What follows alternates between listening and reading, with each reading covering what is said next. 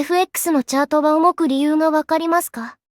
動く理由がわかれば、今まで活かしきれていなかったあなたの力が覚醒していきます。そこで今回は、そんなあなたの眠っている力を引き起こすために、チャートが動く理由についてお伝えしていきます。あなたの成功を願って、この動画を作りました。チャートが動く理由は、人間の心理にあり、FX のチャートが動く理由は、ズバリ人間の心理にあります。つまり、大衆心理というものです。少し複雑に言うなら、二国間の力関係によって、強い国の通貨が買われて、弱い国の通貨が売られる、という需要と供給がチャートを動かす理由になります。例えば、日本の景気が悪くなると、日本円を持っている投資家たちは、このまま日本円を持っていても、価値が下がってしまいそうだ。だから、日本円を売って、米ドルを買おう、という考えを持ち始めます。これによって、円売りドル買いとなって、ドル円が上昇しやすくなります。このように、チャートが動く理由は、二国間の需給によって動くのですが、この根底にあるのが、大衆心理です。この大衆心理が複雑に働くからこそ、FX のチャートが上下に動くのです。大衆心理を読めれば、チャートが動く理由がわかる。チャートが動く根本理由が大衆心理なのであれば、その心理を読めるようになると、次にどう動きやすいのかといったことがわかるようになり、トレードの精度が上がると思いません？では、その大衆心理を読むには、どうやって読んでいけばいいのかということになってきますよね。まずは、チャートの左側から全体の流れを読む。FX のチャートを読む精度を上げるために、まず必ずやるべきことが、全体の流れを読むことになります。例えば、チャートの流れを判断する上で、ダウ理論という定義を使いますよね。高値と安値を切り上げで上昇トレンド。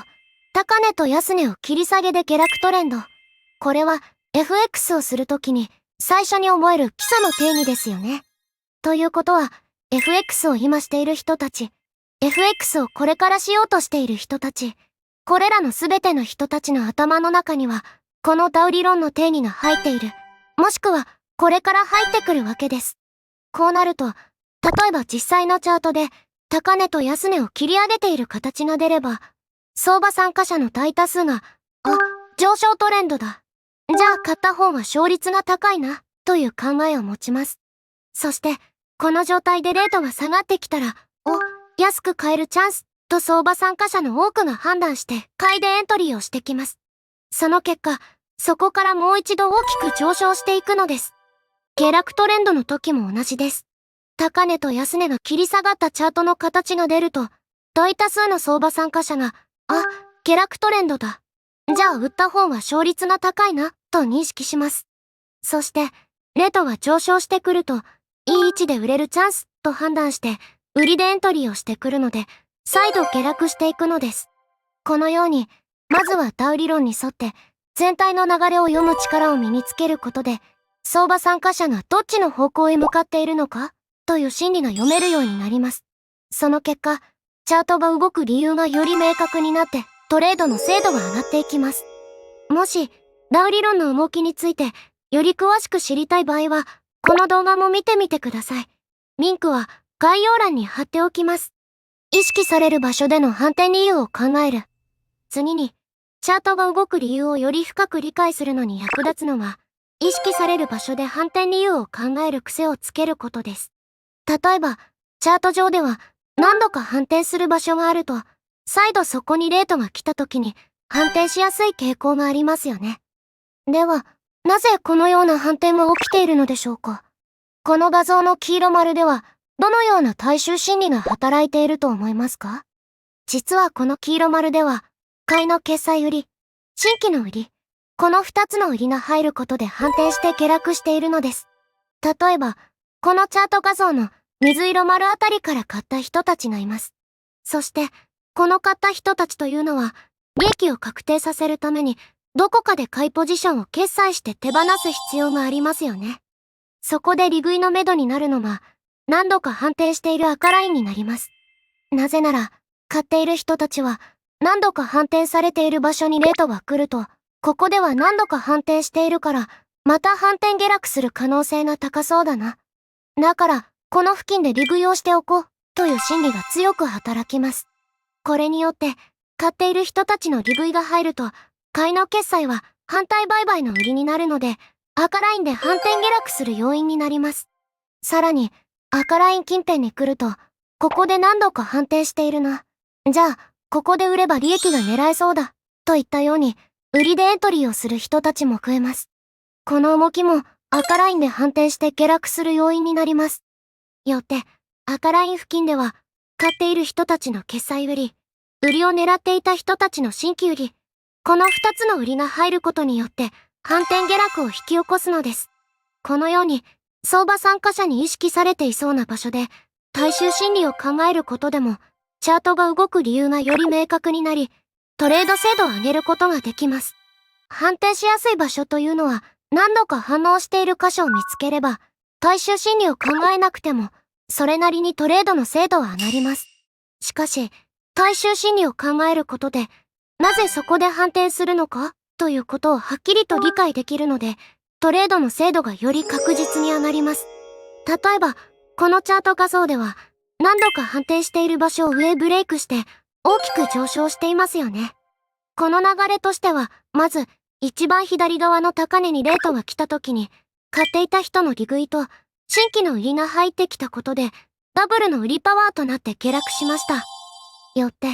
ここで2回反転したことになるので、相場参加者により強く意識されます。そこから、3回目に同じ場所へ来た時にも、買いの利食いと新規の売りが入って下がっていきます。でも、この時って少ししか下落していないですよね。本来は3回目の反転なので、より強く相場参加者に意識されて大きく下がってもいいはずです。それなのに下がらないということは、ここでは買いの決済があまり出ていないと考えることができます。買いの決済があまり出ていないということは、多くの相場参加者が、ここから上がる可能性が高いと考えている証拠です。さらに、この動きを見ることで、赤ライン近辺で売っている人たちも、本来なら下がってもいいはずなのに下がらない。ということは、買いの力が強いのかも、と不安になります。つまり、買いが強気になっていて、売りが弱気になっている状態です。そのため、ここから新たに買いが入って、売っている人たちが決済をしてきます。売りの決済は反対売買の買いになるので、新規の買いが入ってくるのと合わせて上昇する力になります。これが何度か反転した場所でのブレイクを引き起こしたのです。そして、ブレイクが起きることで、赤ライン近辺で売っていた人たちの損切り注文も一斉に発動します。これがさらなる上昇の燃料となって、大きく上がっていったのです。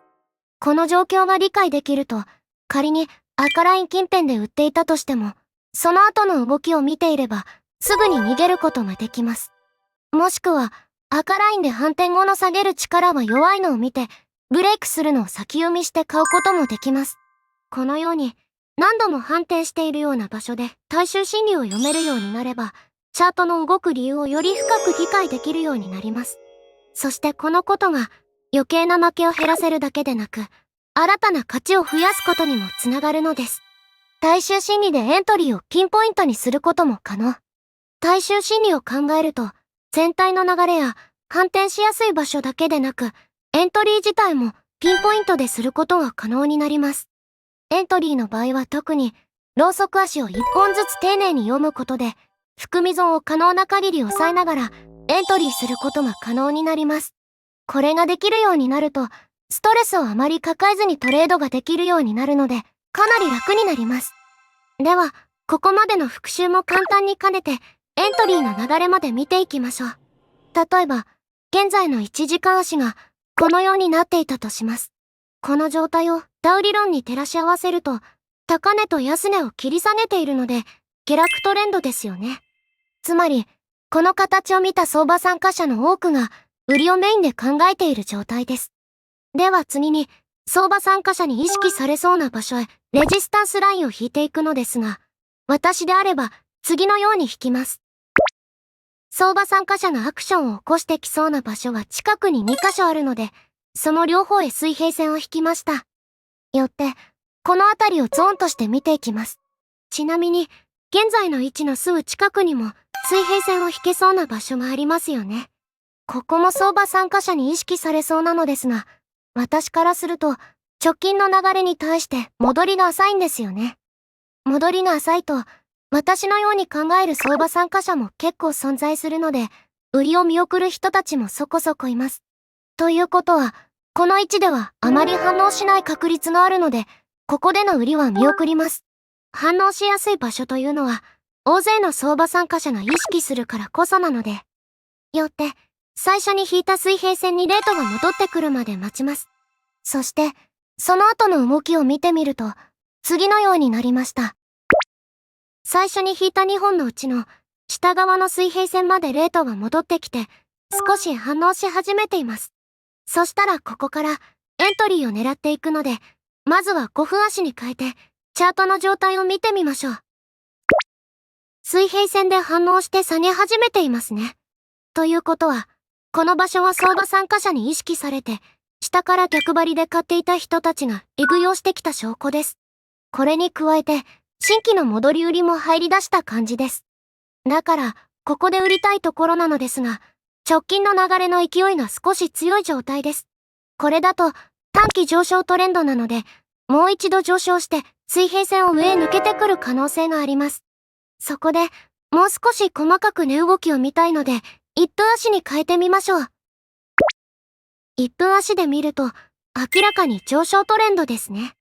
しかも、すぐ近くに反転しそうな場所もあるので、そこまで落ちてきたら、短期的に押し目買いが入って上昇しそうです。それでは、ローソク足を少し進めてみましょう。やっぱり押し目買いが入ってきましたね。これだと、このまま上抜ける可能性があるので、まだエントリーはせずに様子を見ます。では、ローソク足をもう少し進めてみます。ちょっと何とも言えない形ですね。ダブルトップを作りそうだったのですが、また上昇し始めているので、このまま水平線を上抜けてくるかもしれません。ここでもう少しローソク足を進めてみましょう。ちょっといい形になりました。まず、押し目買いが入って、水平線を上へ抜けそうな動きをしたのですが、結局、水平線に届かずに下げています。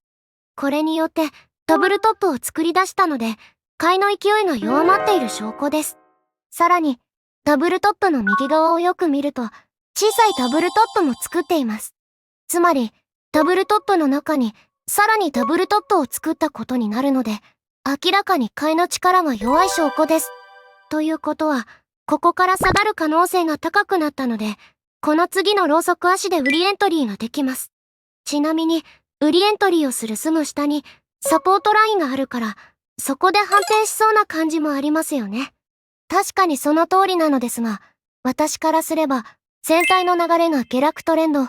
相場参加者に意識されそうな場所で反転、1分足でダブルトップの中にダブルトップを作った、といったように、短期足から長期足まで売りの根拠は揃っているので、ここを突き抜けていく可能性の方が高いと考えます。だから、このサポートラインはあまり気にせずに、売りでエントリーをします。そして、この時の損切り位置ですが、レジスタンスラインを上抜けた場所に設定します。15分足で見ると、次のような場所になります。この時に、損切り位置のすぐ近くに、もう一つの反転しそうな場所があるので、そこを上抜けた場所の方がいいのではって思いますよね。もちろんここでもいいですし、セオリー的にはこっちの方が正解だと思います。ただ、ちょっと強めに戻ってきているのもあるので、もし、下側の水平線を上抜けたら、そのまま上昇の勢いがついて上がっていく可能性があります。それだったら、下側の水平線を上抜けた場所で一旦損切りをして、その後に、また下落する動きを見せたら売り直した方が、私はやりやすいんですよね。だから、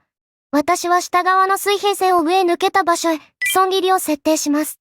そして、利食いに関しては、15分足のダブルボトムのネック付近です。本当は直近の安値まで伸ばしたいんですけど、この位置はよく見ると逆三尊の右肩にもなります。これだと逆三尊とダブルボトムが揃うことになるので、反転する確率が上がります。よって、利食いは逆三尊の右肩とダブルボトムのネックが重なる場所に設定します。この位置でも損切り幅に対して2倍以上の利食い幅があるので、リスクリワード的にも問題ないですし。では、その後の動きを見てみましょう。結局、大きく下げていっちゃいましたね。ちょっともったいないことをしましたが、逆三尊の右肩とダブルボトムのネック付近で反発もしているので、意識はされていた証拠ですね。ということは、そこからさらに上昇する可能性もあったので、見食いの判断も正解だったと思います。何よりも、一分足を見てみると、エントリー後にあまり含み損を抱えずに下がっていってくれたので、ストレスなくトレードできるのが一番ですよね。